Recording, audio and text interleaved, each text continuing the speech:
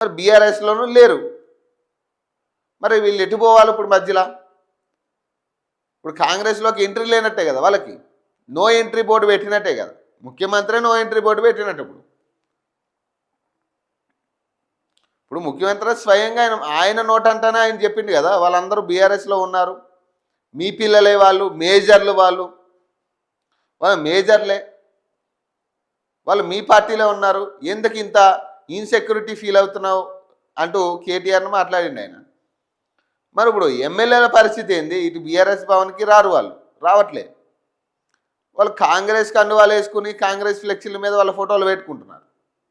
ఇప్పుడు కాంగ్రెస్ వాళ్ళు తన్నిరు, ఇప్పుడు తన్నినట్టే ఓపెన్గా. మరి వాళ్ళు ఎటుపోవాలి ఇప్పుడు? ఇప్పుడు వాళ్ళ పరిస్థితి క్వశ్చన్ మార్క్గా మిగిలిపోయింది వాళ్ళది. పాపం ఏం చేయాలో తెలియట్లే. ఇప్పుడు బీఆర్ఎస్లో ఉన్నామని చెప్తేనేమో ఒక తంట, కాంగ్రెస్లో ఉన్నామని చెప్తే ఇంకో తంట. ఎటు తేల్చుకొని పరిస్థితుల్లో పాపం ఎమ్మెల్యేలు ఉన్నారు. వృధా అయిపోయింది, వాళ్ళు జంప్ అయినా వృధా అయిపోయిన పరిస్థితి. ఇప్పుడు అఫీషియల్గా నేను చెప్పుకునే పరిస్థితి లేదు, నేను ఫలానా పార్టీ అని అఫీషియల్గా చెప్పుకునే పరిస్థితి లేదు. కడియం శ్రీహరి ఏమో మొన్న స్టేట్మెంట్ ఇచ్చిండు, నేను బీఆర్ఎస్లోనే ఉన్నా,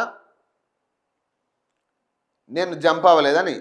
అంతకుముందేమో ఏదేమైనా నేను ఉప ఎన్నికకైనా నేను సిద్ధమంటున్నాడు ఆయన. అంతకుముందు కాంగ్రెస్ పార్టీ నాయకుల్ని, కాంగ్రెస్ పార్టీ ఫ్లెక్సీల్లోనేమో ఆయన ఫోటోలు ఉంటున్నాయి.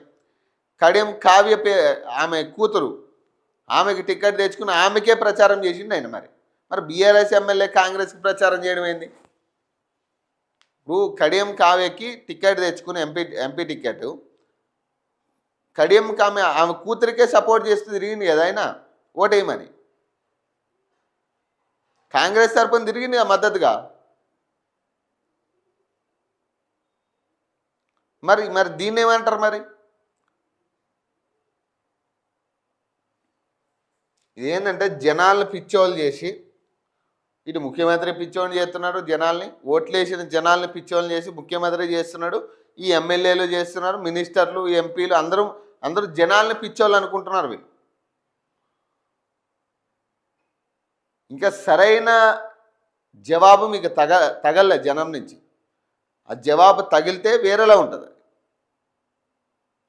కేసీఆర్ని అడిగితే తెలుస్తుంది మీకు, ప్రజల నుంచి ఒక జవాబు తగిలితే ఎంత ఘోరంగా ఉంటుందో. ఆయన ఇప్పటికీ బయటికి రాకపోవడానికి రీజన్ ఎవరు?